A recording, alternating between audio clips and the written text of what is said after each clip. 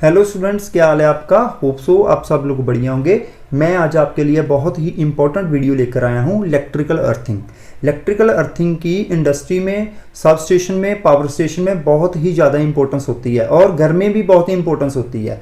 तो आज हम डिस्कस करेंगे कि इलेक्ट्रिकल अर्थिंग क्या है। तो आज का जो कंटेंट होगा हमारी इस वीडियो का, उसमें हम कवर करेंगे व्हाट इज़ अर्थिंग, अर्थिंग क्या है, नेसेसिटी क्या है अर्थिंग की, रेजिस्टेंस ऑफ अर्थ के, अर्थ की जो रेजिस्टेंस है वो कितनी होनी चाहिए, किस सब स्टेशन के लिए, किस पावर स्टेशन के लिए और किस इंडस्ट्री के लिए।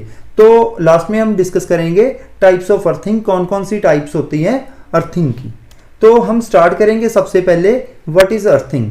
अर्थिंग का मतलब होता है कि जो कोई भी हमारे पास इलेक्ट्रिकल मशीन है या इलेक्ट्रिकल इक्विपमेंट है, जैसे मैं जहाँ पर एग्जांपल के लिए एक मोटर ले रहा हूँ, तो मैं क्या करूँगा, मोटर के कौन से पार्ट में करंट फ्लो करता है, वाइंडिंग में, ठीक है। बट जो इसका जो आउटर बॉडी होता है उसमें करंट नहीं फ्लो करता, जो इसका फ्रेम है, फ्रेम में से करंट नहीं फ्लो करता। बट जो फ्रेम बना होता है वो मेटेलिक पार्ट का बना होता है, वो मेटेलिक होता है। तो क्या होगा कि अगर गलती से या फिर कोई एक्सीडेंटली मतलब जो वाइंडिंग का करंट है मेटल में से फ्लो कर जाए, तो वो किस में से फ्लो कर जाएगा, अर्थ में से फ्लो कर जाएगा। तो आप समझ सकते हैं कि अर्थिंग क्या है कि जो नॉन करंट कैरिंग पार्ट होते हैं, metallic non current carrying part होते हैं, उसको हम किससे जोड़ देते हैं, अर्थ से जोड़ देते हैं। जो हमने अर्थ प्लेट है और अर्थ रॉड यूज की है उससे हम जोड़ देंगे। तो नेक्स्ट हम डिस्कस करते हैं कि नेसेसिटी क्या है अर्थिंग की, अर्थिंग क्यों जरूरी है, अर्थिंग क्यों करते हैं। अब देख सकते हैं यहाँ पर कि जो ह्यूमन, ये वाला जो ह्यूमन है, जो इंसान है, इसने क्या किया कि जो इसका फ्रेम है मोटर का वो शॉर्ट सर्किट हो गया है। जो इसकी जो वाइंडिंग है उसका संपर्क, जो करंट फ्लो कर रहा है, इसके फ्रेम में से करंट फ्लो कर रहा है। और जब इस इंसान ने इस मोटर को हाथ लगाया तो उससे क्या हो गया, जो करंट है वो जो इस इंसान की बॉडी में से फ्लो कर गया। और इससे क्या होगा, जो इंसान की मौत भी हो सकती है और इंसान बुरी तरह से इंजर्ड भी हो सकता है। बट सेकंड केस में हम देखते हैं क्या हुआ। सेकंड केस में हमने अर्थिंग की हुई है, प्रॉपर अर्थिंग की है। तो यदि ऐसी कंडीशन अराइज होगी जिसमें से जो हमारा फ्रेम है वो शॉर्ट सर्किट हो जाएगा, उसमें से करंट जो है फ्लो करना शुरू हो जाएगा, तो इस केस में क्या होगा कि जो हमने अर्थ वायर यूज की है, जो करंट है वो इंसान में से नहीं फ्लो करेगा, इस बंदे में से नहीं फ्लो करेगा, वो किस में से फ्लो करेगा, अर्थ वायर में से फ्लो करेगा। क्योंकि जो इंसान की बॉडी की रेजिस्टेंस होती है, ह्यूमन बॉडी रेजिस्टेंस होती है, वो ज्यादा होती है एज कंपैरेटिवली अर्थिंग वायर और अर्थिंग रॉड या प्लेट।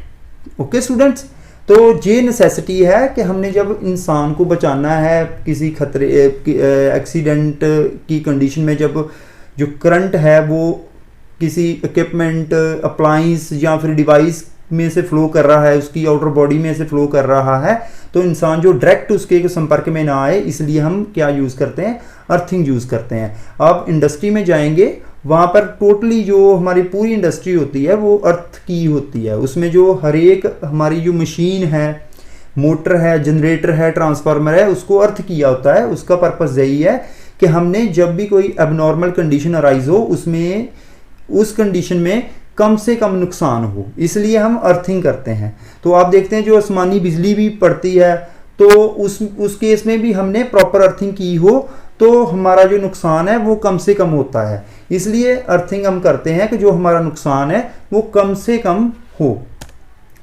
तो हम बात करते हैं रेजिस्टेंस ऑफ अर्थ। जो हमारे बड़े पावर स्टेशन होते हैं, लार्ज पावर स्टेशन होते हैं, उसकी रेजिस्टेंस कितनी होती है, 0.5 ओम। कितनी रेजिस्टेंस रखनी चाहिए, कम से कम जो हमारी कम रेजिस्टेंस 0.5 होनी चाहिए, इससे ज़्यादा नहीं होनी चाहिए। अगर हमारे मीडियम और मेजर पावर स्टेशन आ जाते हैं तो वहां पर हम 1 ओम तक जो हमारी रेजिस्टेंस है रख सकते हैं। स्मॉल सब स्टेशन की जो रेजिस्टेंस होती है वो कितनी होती है, 2 ओम।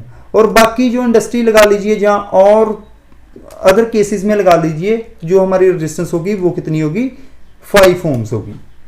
ओके स्टूडेंट्स, तो आप इसमें देख सकते हैं कि लार्ज सब स्टेशन में या लार्ज पावर स्टेशन में रेजिस्टेंस कितनी रखनी है, 0.5 ओम रखनी है। मेजर पावर स्टेशन में रेजिस्टेंस कितनी रखनी है, 1 ओम रखनी है। स्मॉल सब स्टेशन में रेजिस्टेंस कितनी रखनी है, 2 ओम रखनी है। And in all other cases में रेजिस्टेंस कितनी रखनी है, हमने 5 ओम रखनी है। ठीक है, 5 ओम से कम ही रखनी है, 5 ओम से ज़्यादा नहीं होने देनी। तो अब हम बात करेंगे टाइप्स ऑफ अर्थिंग कि अर्थिंग की कौन कौन सी टाइप्स होती हैं। तो हम सबसे पहले बात करेंगे स्ट्रिप और वायर अर्थिंग। इस वीडियो में मैं ज़्यादा डिटेल में नहीं जाऊंगा, जो मैं इस टाइप्स ऑफ अर्थिंग की एक अलग से वीडियो बनाऊंगा, उसमें पूरी डिटेल में बताऊंगा कि स्ट्रिप अर्थिंग करते कैसे हैं, रॉड अर्थिंग कैसे करते हैं, पाइप अर्थिंग कैसे करते हैं, प्लेट अर्थिंग कैसे करते हैं। तो इसमें आपको मैं बेसिक सा बता देता हूं कि जो स्ट्रिप और वायर अर्थिंग होती है उसको हम यूज़ करते हैं जहां पर रॉकी सॉइल हो, जहां पर पहाड़ी एरिया हो, जहां पर खुदाई का काम बहुत ही डिफिकल्ट होता है, हम नहीं कर सकते।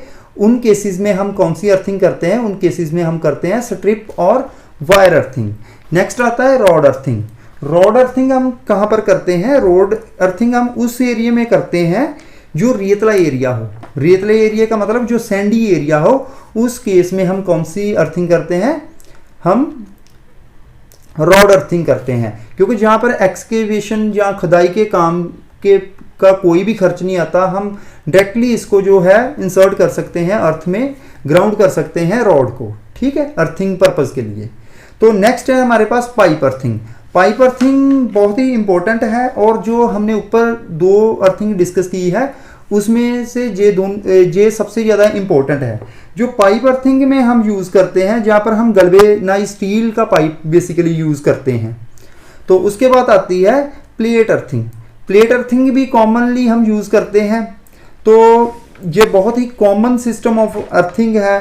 इसमें हम कॉपर प्लेट का यूज़ करते हैं या फिर हम कॉपर वायर का यूज़ करते हैं। बट ये बहुत ज़्यादा जगह पर हम कॉपर वायर और कॉपर प्लेट की वरतों नहीं करते, क्योंकि इसका यूज़ करेंगे तो जो हमारी अर्थिंग है वो बहुत ही कॉस्टली हो जाएगी। तो जो सबसे ज़्यादा हम अर्थ करते हैं उसमें से जो ज़्यादा मेजर जो हमारी अर्थिंग होती है वो रोड अर्थिंग ही होती है। होप सो आपको इस वीडियो में काफ़ी कुछ सीखने को मिला होगा। मैंने ये वीडियो बहुत ही बेसिक वे में बनाई है, मैंने ज़्यादा डिफ़िकल्ट नहीं की है। सिर्फ इस वीडियो का इतना ही पर्पज़ है कि आप इस कंसेप्ट को बढ़िया से सीख सकें। Okay students, thank you.